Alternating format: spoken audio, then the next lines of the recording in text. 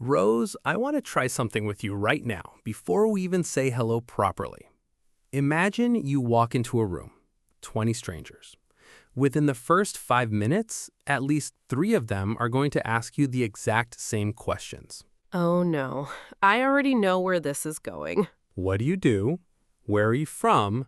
And how long have you been here? 3 questions. Everyone asks them.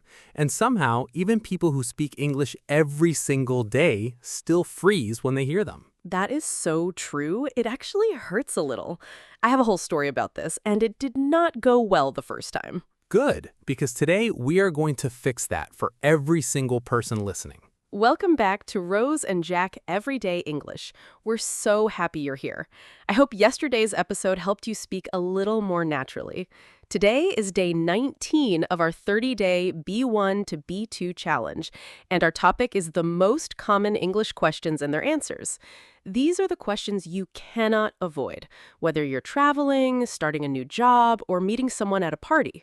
By the end of today's episode, you'll feel much more confident answering them, and you'll finally stop giving those short, boring answers that end conversations before they even start. And trust me, once you hear Rose's story, you'll understand exactly why this topic matters so much. And I think that's the perfect place to move into some real practice together, so everyone listening can hear exactly how this sounds when it works well. But actually, before we get there, I want to bring up one more situation because I think it's one of the trickiest versions of all these common questions. And that's when someone asks you a question you've already answered 100 times and you have to force yourself to sound interested anyway. Oh, that's such a real problem. Like when you've lived somewhere for years and people still ask, "So, how do you like it here?" And you've answered that same question so many times you could recite it in your sleep. Exactly. And I actually struggled with this a lot when I worked at a small cafe during university. Every single day, new customers would ask me the same 3 or 4 questions. Where are you from? How long have you worked here? Do you go to school too?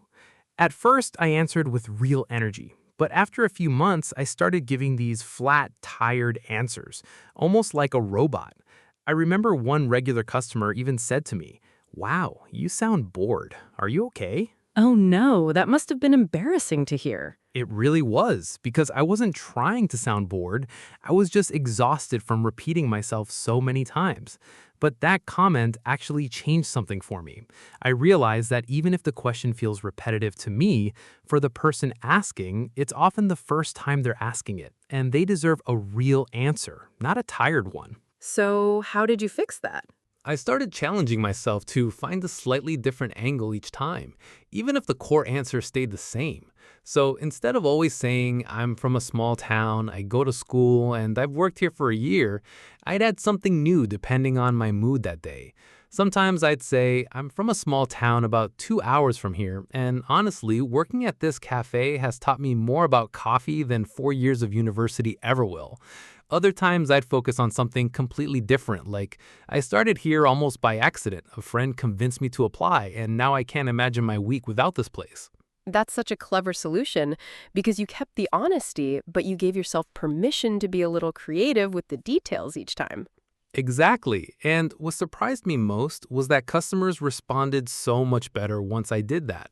People would laugh or ask a follow-up question, or even say, "That's such a nice way to put it." It taught me that conversation energy matters just as much as the actual words you choose. I had something similar happen, actually, but in a slightly different situation. When I first moved to my current apartment building, I kept running into the same neighbor almost every single morning. And every single morning, he asked me the exact same question. Off to work? That's such a small, simple question, but I can already imagine how repetitive that gets. It really does. And for the first few weeks, I just said yes, every single time. And honestly, the conversation basically ended right there. But then I realized this man probably says the exact same thing to every neighbor in the building every single day.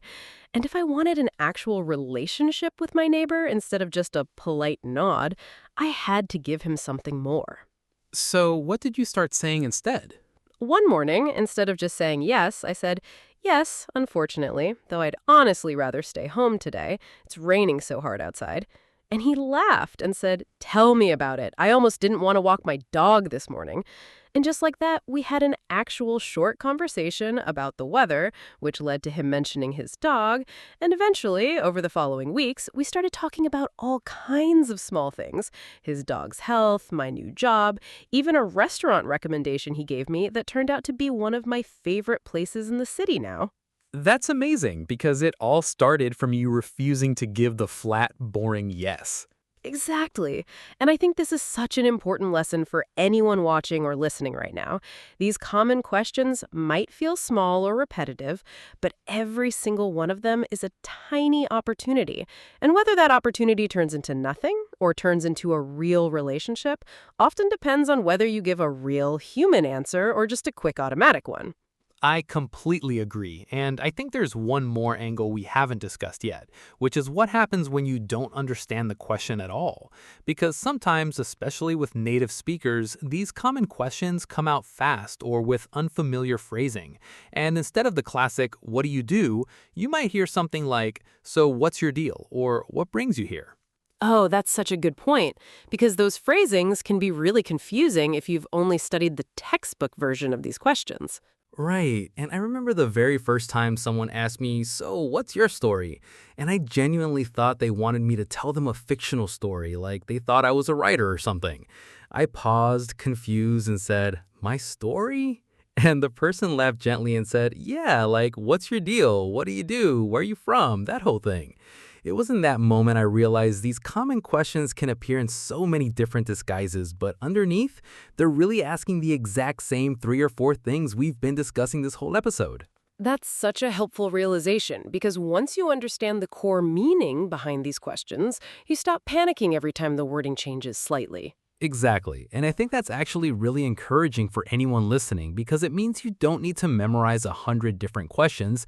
You really just need to become comfortable with a small handful of core ideas: who you are, what you do, where you're from, how you feel about something, and then you can recognize them no matter how they're phrased. I love that perspective, and I think it connects perfectly with something else I've noticed, which is that confidence in answering these questions doesn't come from knowing more grammar rules. It comes from practice, and specifically from getting comfortable with a tiny bit of vulnerability, sharing something slightly personal, even if it feels a little uncomfortable at first. That's so true. And honestly, I think that discomfort is exactly why so many learners avoid it and stick to short, safe answers. It feels much safer to just say, "I'm fine," or "I work in an office," than to risk sharing something more specific that might feel awkward if the other person doesn't respond well. But as we've shown today through both of our stories, the risk is usually so small, and the reward, a real conversation, a new friend, even a small human connection with a neighbor or a customer, is almost always worth it. Completely agree. And I think by now, everyone listening has heard enough real examples. My cafe story, your meetup story, your neighbor story, my movie hobby story, to really feel the difference between an answer that closes a conversation and an answer that opens one. I think so too. And I'm honestly excited because now it's time to actually show everyone how this sounds when we put it all together naturally in a real back and forth conversation, the way it would happen if you met one of us at a party or a coffee shop for the very first time. Yes, let's move into that practice conversation so everyone can hear these answers in real time, not just as isolated examples, but as a full natural exchange. Okay, let's actually do this. I'll pretend we're meeting for the very first time at a work event. Ready? Ready. Hi, I don't think we've met yet. I'm Jack. Hi, Jack. I'm Rose. Nice to meet you. So, what brings you here tonight? Honestly, a coworker basically forced me to come, but I'm glad she did. So what do you do? I work in marketing for a small tech company, and my favorite part is definitely launching new products, even though it gets a little stressful right before launch day. What about you? That actually sounds like a lot of fun. Stressful, but fun. I'm a teacher, and most days I really love it, except grading papers on Sunday nights, which nobody warns you about before you take the job. I can imagine. So, how long have you been teaching? About 6 years now, which honestly surprises me, because when I started, I thought I'd only do it for a year or two. Where are you from, by the way? I can't quite place your accent. I'm originally from Poland, but I've been living here for almost 3 years now, and I still miss the food from back home more than almost anything else. 3 years? That's a good amount of time. Do you like it here so far? I really do, though the winters still surprise me every single year. What about you? Are you from around here originally? Born and raised, actually. Though I did that exchange semester in Canada I mentioned earlier, which honestly changed how I think about conversations completely. That's such an interesting experience to have. So tell me about yourself, outside of work, I mean. Sure, so I'm a bit of a movie nerd, especially old detective films from the 80s. There's something about the slow pacing that I find really relaxing after a stressful day. What about you? What do you like to do when you're not working? I've actually become a little obsessed with hiking since I moved here, which is funny because back home I never even liked walking anywhere. There's a trail near my apartment that's become my favorite thing about living here. That's such a nice contrast. A small town girl who hated walking, now hiking every weekend. Life has a funny way of changing us. It really does. This has honestly been such a nice conversation. I'm really glad your coworker convinced you to come tonight. Me too. I'm glad we finally met. All right, everyone. Let's slow down for a moment and become teachers again, because so many useful expressions came up naturally in today's episode. First, giving someone a door to walk through, which we used as an image, means giving an answer detailed enough that the other person has something to ask about. A common mistake is thinking a correct answer is enough, when actually an inviting answer matters more. Next, throwing the ball back, meaning ending your answer with a question of your own, like, "And what about you?" shows genuine interest and keeps a conversation balanced instead of one-sided.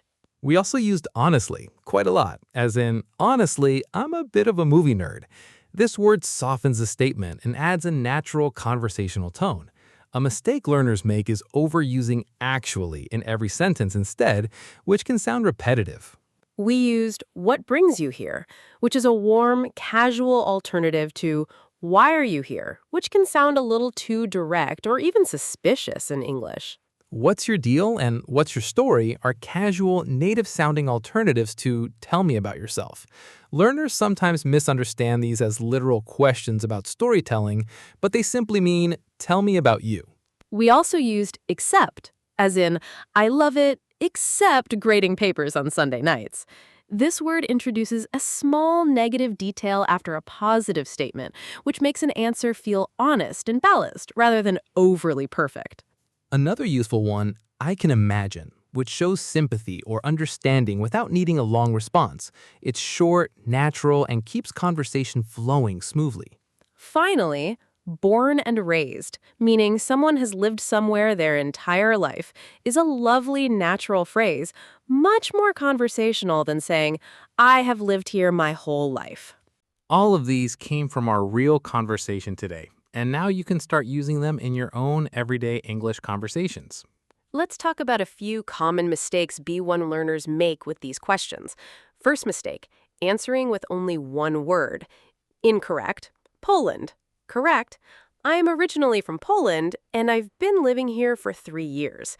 The second one gives the listener something to respond to. Second mistake, misunderstanding how's it going as a request for a full emotional report. Incorrect, giving a 3-minute detailed explanation of your feelings.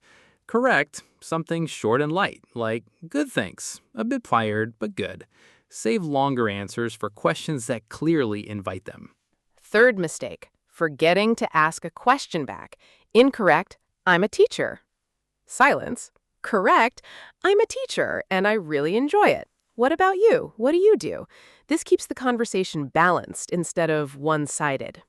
And a fourth small mistake, treating tell me about yourself the same way in every situation. In an interview, focus on relevant experience. At a party, focus on personal interests or your story. The same words, different context, different answer. Now it's your turn. In the comments below, we want you to answer this question in English using everything we talked about today. What do you do? And what's one small detail or feeling you'd add to make your answer more interesting? Don't just write a job title. Give us a door to walk through, like Rose and I did in our practice conversation. Add a detail, a feeling, maybe even something a little funny or unexpected. We'll be reading through the comments, and honestly, we love seeing how differently everyone answers the exact same simple question. This is such great speaking practice, even in written form, so don't be shy. Thank you, friends, for listening to today's episode. We hope you learned something new about handling these common English questions with more confidence and more personality. Rose's meetup story, my cafe story, all of it came from real life, and we hope it made today's lesson feel human, not just like another list of rules. Don't miss tomorrow's episode, day 20 of our B1 to B2 challenge, where we'll keep building your confidence with real, everyday English conversation. Subscribe now so you don't fall behind on this journey. See you tomorrow, friends. Keep practicing, keep speaking, and remember, every conversation is just a small door waiting for you to walk through it.